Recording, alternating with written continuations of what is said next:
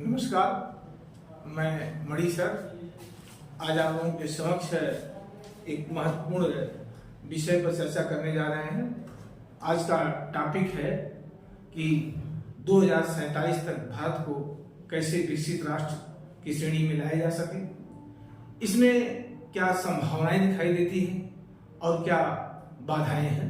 तो आज इस चर्चा का विषय है, क्योंकि ये संघ और राज्य सेवा आयोग के परीक्षाओं में, विशेष करके मुख्य परीक्षा में एक महत्वपूर्ण टॉपिक के रूप में हो सकता है और साथ ही साथ भारत का नागरिक होने के कारण हमें इन विषय बिंदुओं पर अपनी एक जानकारी भी होनी चाहिए कि हमारे विकसित भारत के मार्ग में क्या बाधाएं हैं और क्या संभावनाएं हैं। तो देखिए, जैसा कि हम जानते हैं कि हमारे प्रधानमंत्री श्री नरेंद्र मोदी जी ने पिछले वर्ष यह घोषणा किया था कि 2047 तक भारत को विकसित राष्ट्र बनाया जाएगा और इसे विकसित राष्ट्र की श्रेणी में लाएंगे।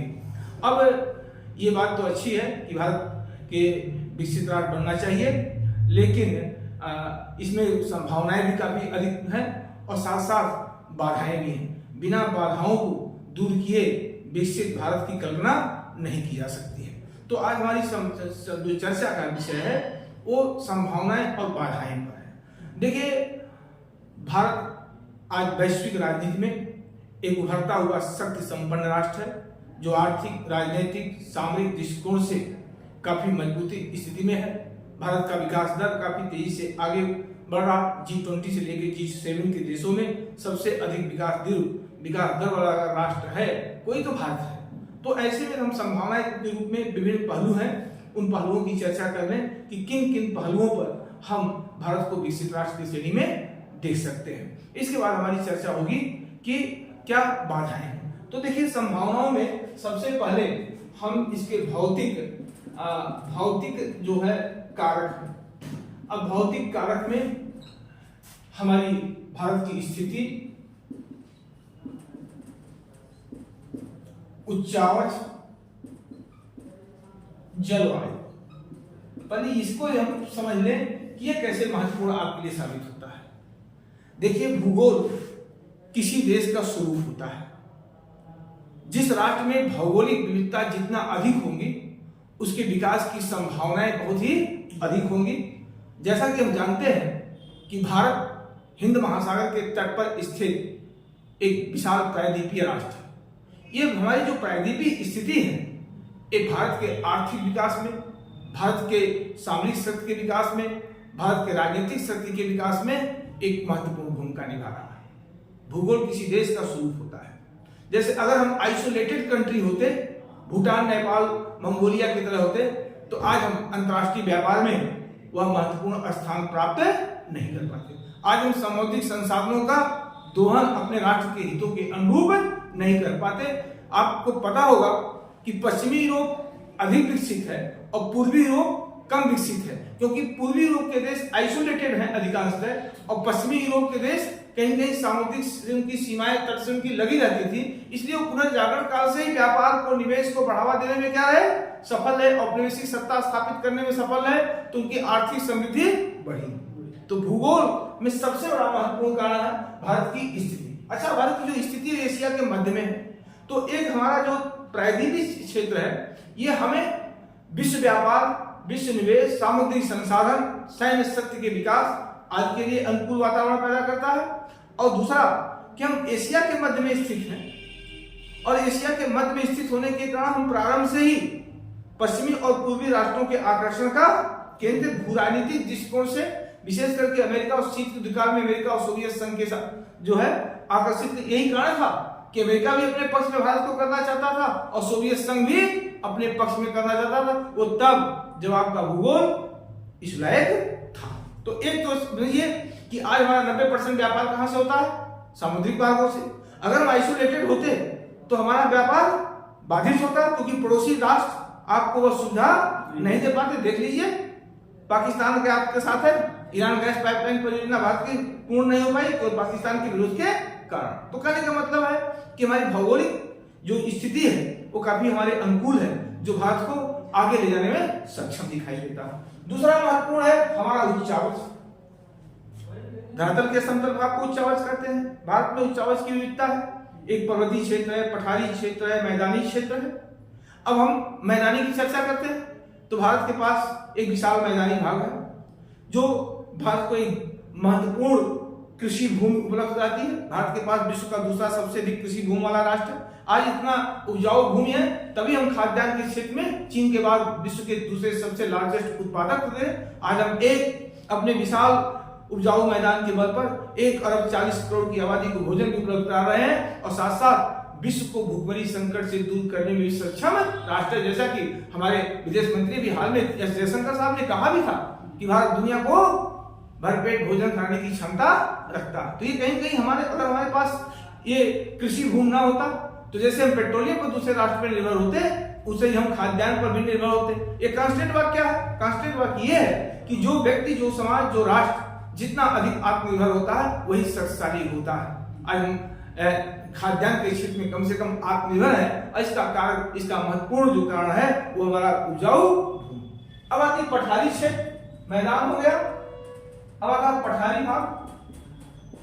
पठारी भाग भी कम महत्वपूर्ण नहीं है मैदान की तरह, क्योंकि हमारा पठार विशाल जो क्षेत्र है 16 लाख वर्ग किलोमीटर में फैला है। ये धात्विक अधात्विक खनिजों का विशाल भंडार रखता है, कोयले का भी है और लोहे का भी। इन खनिजों की संपन्नता के कारण यह आज हम आधारभूत उद्योगों को स्थापित कर पाए हैं और उद्योग के क्षेत्र में आज हम विश्व के अग्रणी राष्ट्र हैं, चाहे सीमेंट उद्योग हो और चाहे इस्पात उद्योग हो। तो आज हमारे पास जो औद्योगिक विविधता है उसके पीछे हमारे पठारी भाग की खनिज संपदाएं हैं। अगर हमारे पास खनिज संपदा ना होता तो आज दुनिया के दूसरे सबसे बड़े इस्पात उत्पादक देश न होते, सीमेंट उत्पादक देश न होते, ऐसे विभिन्न सारे उद्योग हैं। तो कहीं कहीं पठारी भाग जो भी हमें आर्थिक विकास को आगे ले जाने में एक महत्व, हम इसके बल पर अपनी विशाल जो भौगोलिक स्वरूप उसके बल पर हम विकसित राष्ट्र बन सकते हैं। तीसरा हमारा तट है। ये तट जो है ये भी महत्वपूर्ण भूमिका निभा रहा। आज हमारा जो तटीय क्षेत्र है जहां पर अनेक प्रकार के रिसोर्स उन तटीय अपतटीय क्षेत्रों में विकसित किए जा रहे हैं।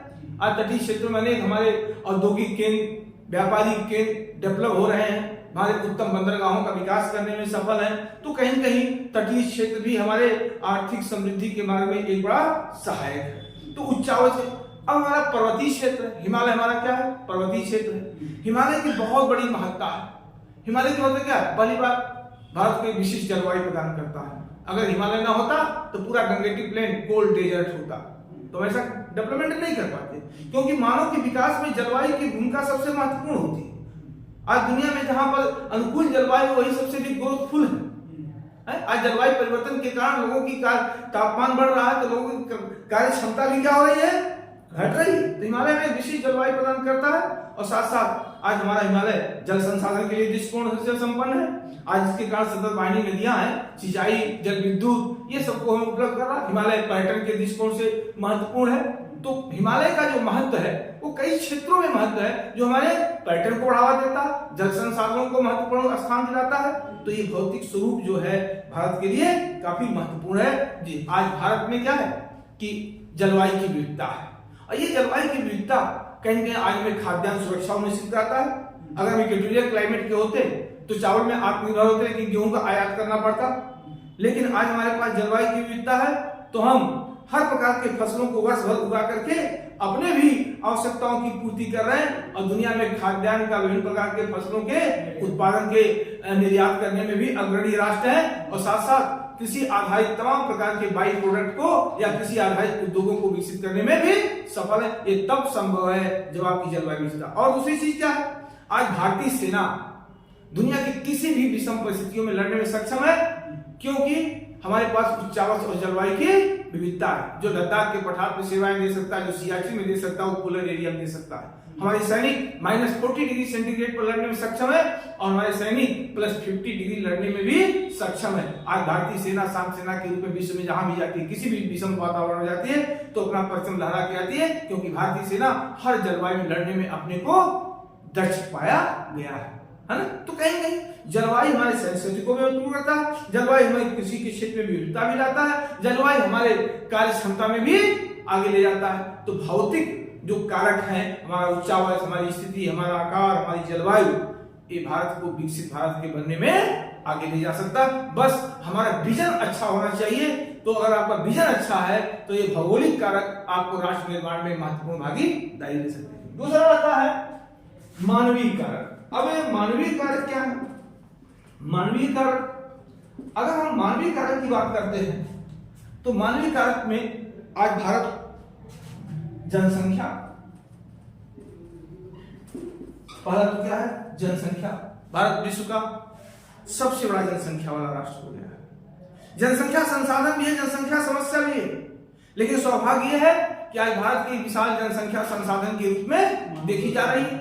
और ये विशाल जनसंख्या जो संसाधन के रूप में विकसित हुई है, न केवल भारत के राष्ट्र निर्माण में लगातार कार्य कर रही है, अपितु 3 करोड़ से अधिक भारतीय विश्व के विभिन्न देशों में सेवाएं दे करके वहां पर भारत की भूमिकाओं को और अधिक आगे ले जाने में सक्षम दिखाई दे रही है। और साथ साथ विभिन्न देशों के संबंधों में एक सेतु के रूप में काम कर रहा है। भारत अमेरिका के बीच संबंध जो प्रगाढ़ हो रहे हैं उसका बहुत से कारण हो सकते हैं, लेकिन एक बहुत बड़ा कारण है कि 45 लाख जो भारतीय अमेरिका में रह रहे हैं उस सेतु के रूप में काम कर रहे हैं, क्योंकि वो भारतीय अमेरिका के प्रशासन को, अमेरिका के शासन को, अमेरिका के पर्यटन को, अमेरिका की चिकित्सा को, अमेरिका के समाज के हर क्षेत्र को प्रभावित करता। तो कहने का मतलब हमारी जनसंख्या पाकिस्तान की तरह समस्या नहीं है, हमारी जनसंख्या जापान की तरह संसाधन के रूप में बढ़ रहा है। और निश्चित है कि यह बढ़ती हुई जनसंख्या आज हम टेक्नोक्रेट पैदा करते हैं, हम IITian पैदा करते हैं जो देश की भी सेवाएं दे रहे हैं, दक्षिण कोरिया की भी सेवाएं दे रहे हैं। तो कहेंगे हमारी जो जनसंख्या है वो एक बड़ा संसाधन के रूप में दिखाई दे रही है, और ये बढ़ती जनसंख्या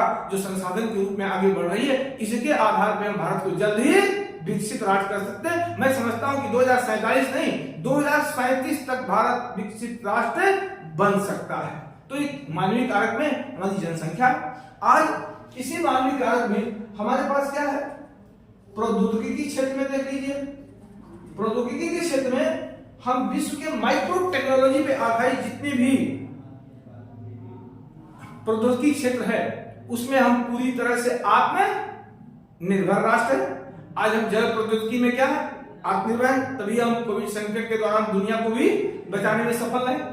आज हम स्पेस टेक्नोलॉजी में पूरी तरह से आत्मनिर्भर राष्ट्र है, मिसाइल टेक्नोलॉजी में आत्मनिर्भर राष्ट्र है, परमाणु टेक्नोलॉजी में भी आत्मनिर्भर राष्ट्र है। आज परमाणु टेक्नोलॉजी में हम अपने देश की सुरक्षा को सुनिश्चित करने में सफल हैं, और विभिन्न देशों को ऐसा परमाणु समझौता करके उनके भी परमाणु ऊर्जा को बढ़ावा देने में हम आगे आ रहे हैं, और साथ साथ अपने देश में परमाणु ऊर्जा को भी विकसित कर रहे हैं। तो चाहे परमाणु टेक्नोलॉजी हो, चाहे जैव प्रौद्योगिकी हो, चाहे सूचना प्रौद्योगिकी हो, चाहे मिसाइल टेक्नोलॉजी हो, चाहे स्पेस टेक्नोलॉजी हो, हर माइक्रो टेक्नोलॉजी पे आधारित जितनी टेक्नोलॉजी है उसमें भारत क्या है, आत्मनिर्भर है। और लगातार भारत का यह क्षेत्र विश्व में महत्वपूर्ण स्थान को प्राप्त कर रहा। अभी हाल में जो चंद्रयान 3 छोड़ा गया, मुझे उम्मीद है कि इस बार हम असफल नहीं होंगे, सफलता का झंडा जरूर गाड़ेंगे, और इन सब आधार पे हम भारत को विकसित भारत के रूप में देख सकते हैं। तो प्रौद्योगिकी विनिर्माण क्षेत्र हमारा क्या है, तीसरा पॉइंट विनिर्माण। अब ये क्षेत्र जो है, ये क्षेत्र क्या है, भारत को विकसित राष्ट्र बनने के लिए महत्वपूर्ण साबित दिखाई दे रहा है। उदारीकरण के बाद हमने अपनी अर्थव्यवस्था को वैश्विक अर्थव्यवस्था से जोड़ा, विदेशी निवेश, घरेलू निवेशकों की विविधता आना शुरू हुआ। तो आज हमारा ये जो एक विनिर्माण का क्षेत्र है ये लगातार आगे बढ़ रहा, और इसके कारण क्या है, हम बहुत सारे क्षेत्रों में अग्रणी राष्ट्र की श्रेणी में आज हो, चाहे हमारा ऑटोमोबाइल्स उद्योग हो, चाहे हमारा सॉफ्टवेयर उद्योग हो, चाहे हार्डवेयर उद्योग हो, चाहे वो विभिन्न प्रकार के इलेक्ट्रॉनिक कल पूजे, इन सब क्षेत्रों में हम क्या है, विश्व के अग्रणी राष्ट्र हैं, और इसका हम प्रमुख निर्यातक राष्ट्र भी बन चुके हैं। इस आधार पर हम कह सकते हैं भारत विकसित राष्ट्र बन सकता है। अब बात आती है कृषि से लेकर के, सूचना से लेकर के, मानव विकास से लेकर के हम लगातार आगे बढ़ते जा रहे हैं। आज हमारे देश में डिजिटल क्रांति है। इस क्रांति का प्रभाव जब हमारे देश में एक पेटीएम सिस्टम लागू हुआ तो ये लगता था कि मजदूर वर्ग कैसे पैसे को जो है डिजिटल पैसा का करेंसी कैसे बदलेगा। आज क्या है, ठेले पर सब्जी बेचने वाला भी पेटीएम रख रहा।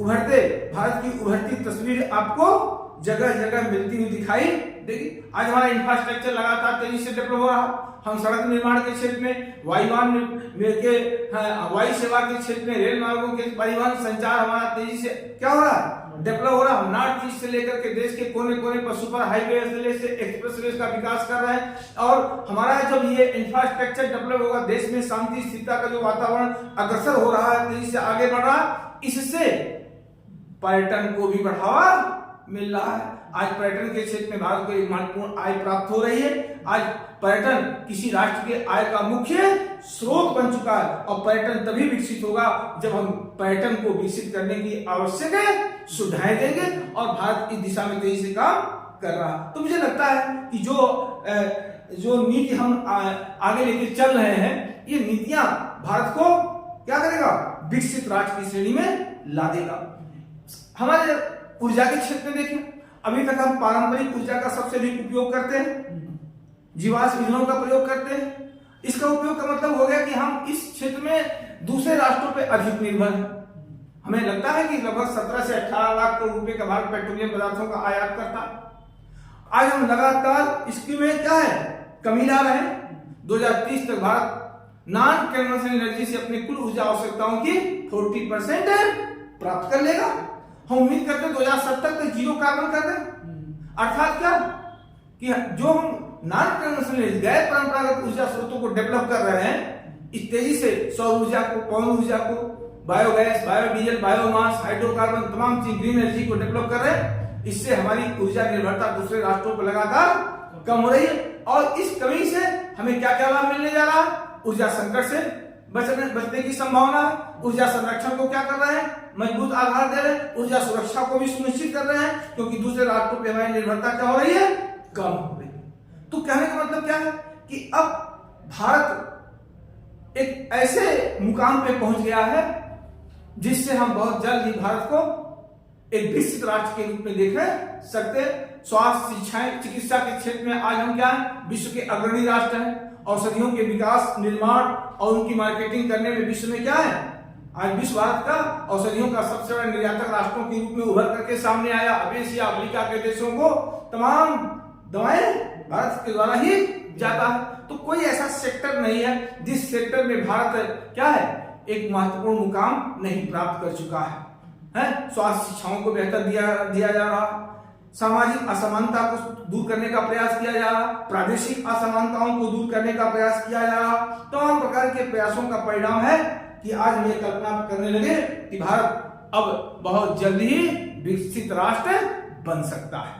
2047 क्या, उसके पहले बन सकता है। अब देखिए, अब एक पहलू तो भारत का यह है कि जो हमारे प्रधानमंत्री जी ने कल्पना किया कि 2047 तक भारत को एक विकसित राष्ट्र बनाया जा सकता है, लेकिन दूसरा पहलू इसका बड़ा गंभीर है। वो क्या है, बाधाओं के रूप में।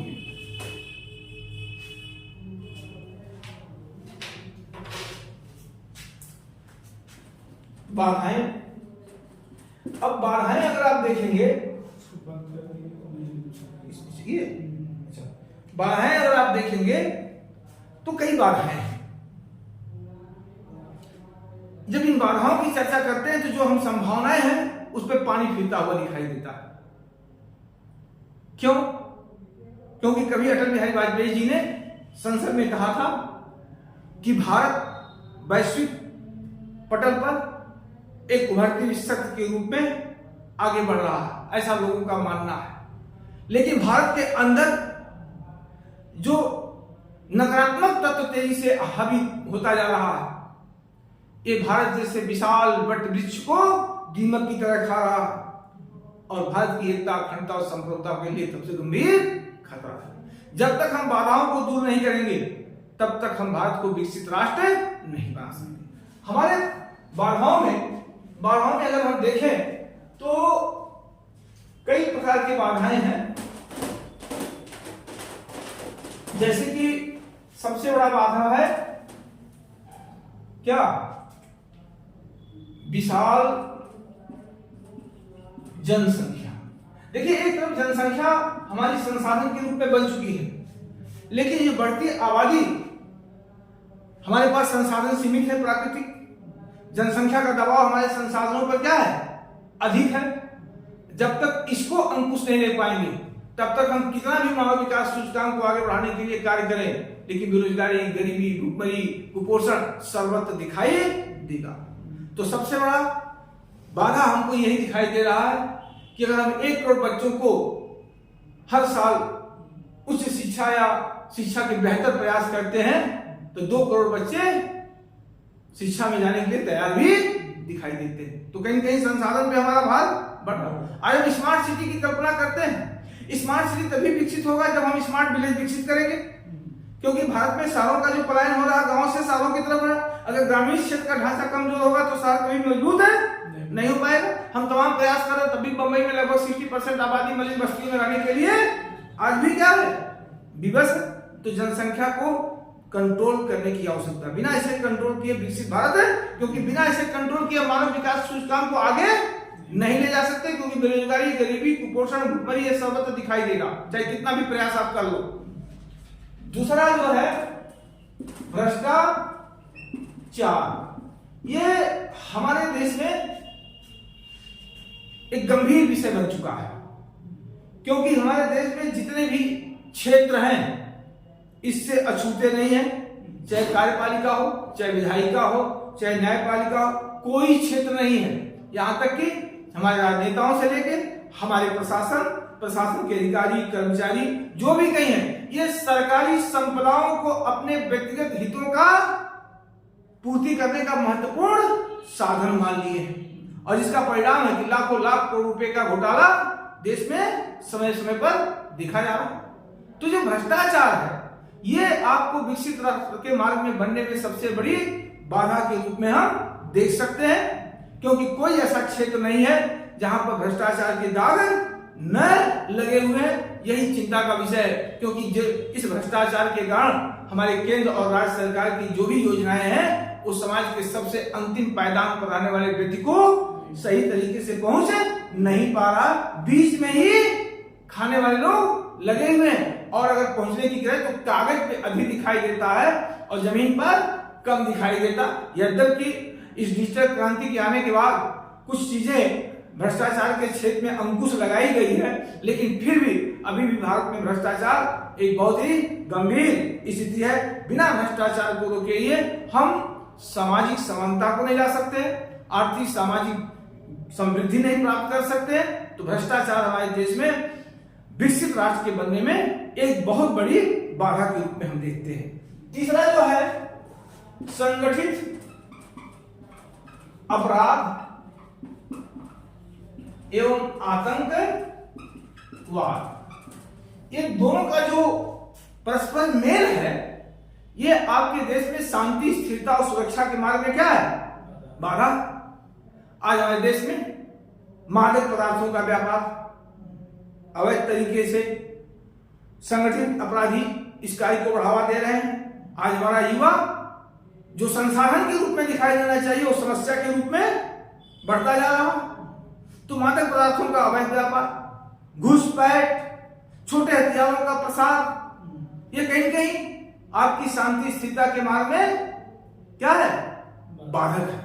और साथ साथ जो आतंकवादी संगठन है, संगठित अपराधी आतंकवादी संगठनों को फंडिंग करते हैं, अलगाववादी आतंकी संगठनों को फंडिंग करते हैं, और आतंकी संगठन देश की संप्रभुता पर चोट पहुंचाने के हर संभव प्रयास में लगे रहते हैं। यद्यपि हम आतंकवाद को काफी हद तक कंट्रोल करने में लगे हैं, लेकिन फिर भी कब कहां ये घटनाएं घट जाए इसका पूर्वानुमान लगाना हमारे लिए कठिन चुनौती है। और अब जान लीजिए कि अगर आपके इस वैश्वीकरण, उदारीकरण में आपको देश को आगे ले जाना, विकसित राष्ट्र लगना है, तो शांति, स्थिरता, सुरक्षा, ये तीनों तत्वों का मजबूती से बना रहना आवश्यक है। अगर आप इन तीनों तत्वों से कमजोर दिखाई देते हैं तो न आपके देश में निवेश होने वाला है, न आपके देश में कोई पर्यटक होने वाला है, न आपके देश के साथ कोई व्यापार और राजनीतिक समझौते करने वाले हैं। और अगर आप निवेश से, व्यापार से, पर्यटन से अगर आपने अपने को काटा असुरक्षा के कारण, तो जो हर्ष पाकिस्तान का है वही हर्ष आपका भी हो सकता है, क्योंकि जो कोई भी विश्व का पर्यटक वही जाना चाहेगा जहां पर शांति का वातावरण है। तो आज कहीं कहीं देश में हम यही देख रहे हैं कि यहाँ पर ये सारी एलिमेंट्स, इसके अलावा सबसे बड़ा जो और गंभीर समस्या है चौथा, वो वाद। कौन सा वाद? नकारात्मक वाद, नक्सलवाद, उग्रवाद, माओवाद, जातिवाद, संप्रदायवाद, क्षेत्रवाद है।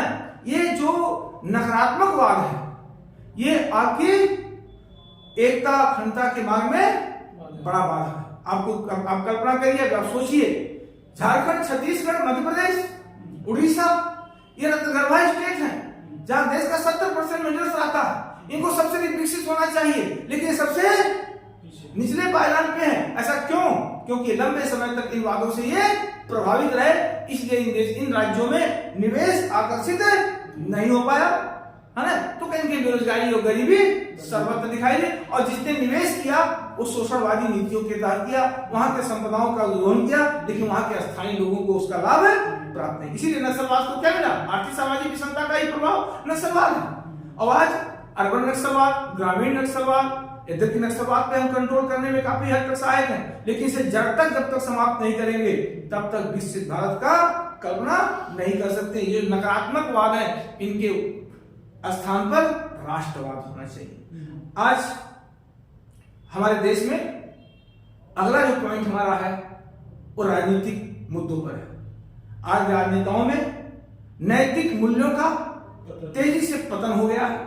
अब हम एन केन प्रकेण सत्ता को प्राप्त करना चाहते हैं, इसके लिए हम कितने नीचे जा सकते हैं इसकी भी आप कल्पना नहीं कर सकते। किससे आप हाथ मिला सकते हैं इसकी भी कल्पना नहीं सकते। आए दिन आजकल पेपर में आता है कि विदेशी ताकतों के द्वारा भारत को आश्रित करने का प्रयास किए जा रहे हैं। आज कनाडा में, अमेरिका में, ऑस्ट्रेलिया में, पुर्तगाल में और ब्रिटेन में, अन्य देशों में खालिस्तानी संगठन उत्पात मचाए हुए।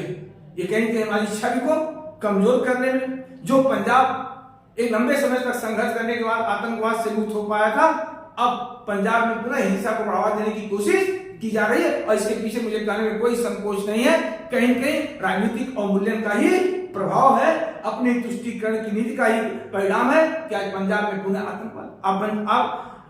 अभी आप और देख लीजिए, हम अगर पूर्वोत्तर को शांत करने में सभी सफल है, कश्मीर में शांति की बहाली सफल है, तो कश्मीर के स्थान पर पश्चिमी बंगाल स्थान लेने जा रहा है। जैसे हमारे शरीर में अगर एक फोड़ा होता है और अगर वो फोड़ा सही हो गया तो दूसरा फोड़ा उसके स्थान पर उत्पन्न हो जाता है, तो समस्याएं हमारी बनी रहती हैं। तो अगर हम पूर्वोत्तर की शांति स्थापना किए, कश्मीर में शांति स्थापना को सफल बनाने में काफी सक्षम दिखाई दिए, लेकिन आज बंगाल में जो स्थिति होती दिखाई देती है देश के लिए शुभ संकेत नहीं है। आज देश का दुर्भाग्य है कि अपने देश का नागरिक अपने ही देश में शरणार्थी जीवन जी रहा है और विदेशी बांग्लादेशी घुसपैठिए अपने देश में ससम्मानित नागरिकता प्राप्त करके देश के संसाधनों पर अपना दबाव बनाए हुए। कहने का क्या है? जो राजनीतिक पतन हो रहा देश में और मूल्य जो क्षरण हो रहा, राजनेताओं का, आतंकवादियों का, अलगाववादियों का जो साठगांठ चल रहा है, ये देश के लिए शुभ संकेत नहीं। जब तक हम इन तत्वों को समाप्त नहीं करेंगे तब तक विकसित भारत की कल्पना हमारी कल्पना ही रह जाएगी, वो कभी यथार्थ रूप नहीं हो सकता है। अगर भारत को विकसित बनाना, विकसित राष्ट्र का बनना, भारत के पास विकसित राष्ट्र बनने की संभावनाएं विश्व के किसी राष्ट्र की अपेक्षा काफी अधिक है। इसके पास भारत भौतिक और मानवीय रिसोर्स काफी अधिक है। बस आवश्यकता है कि इन भ्रष्टाचारियों को दंडित किया जाए, भ्रष्टाचार पे अंकुश लगाया जाए, जनसंख्या विस्फोट को नियंत्रित किया जाए, राजनीतिक पतन जो हो रहा है उस पर नियंत्रण लाया जाए, संगठित अपराध आतंकवादियों के साठगांठ को ध्वस्त किया जाए। ये जितने नकारात्मक वाद है, नक्सलवाद, उग्रवाद, माओवाद, इनको समाप्त किया जाए और राष्ट्र के नागरिकों में अपना नेशन इज ए फर्स्ट का कॉन्सेप्ट विकसित करना होगा। अगर हमें इजराइल जैसा राष्ट्र बनना है, आप सोच सकते हैं छोटा सा देश इजराइल है और वो चारों तरफ से दुनिया के खूंखार आतंकवादी संगठनों से गिरा हुआ, वहीं अलकायदा है, वहीं हमास है, वहीं अलकायदा है, वहीं हमास है, वहीं अल नूरा है, वहीं अल बदर है, तमाम अल सवा है। वो सब इजराइल को निगल जाना चाहते हैं, लेकिन इजराइल के नागरिक अपने राष्ट्र को नेशन इज फर्स्ट के काम करते हैं, जिसका परिणाम है कि लाख चाहने के बावजूद इजराइल के अस्तित्व को ये चाह करके मिटा नहीं पा रहे। तो अगर हमारे देश के नागरिक भी इजराइल की तरह नेशन इज फर्स्ट की भावना पे काम करेंगे, भ्रष्टाचार से दूर होने का संकल्प लेंगे, राजनीतिक तत्व एलिमेंट्स अपने राष्ट्र के मूल्यों को और अपने पूर्वी के किए हुए त्याग को याद करेंगे, तो मुझे लगता है कि भारत बहुत जल्द राष्ट्र एक विकसित राष्ट्र बन सकता है। अगर ऐसा नहीं हुआ तो एक कल्पना ही रह जाएगी। इसलिए आइए संकल्प लेते हैं, इन तमाम नकारात्मक तत्व के खिलाफ एकजुट होते हैं। जय हिंद।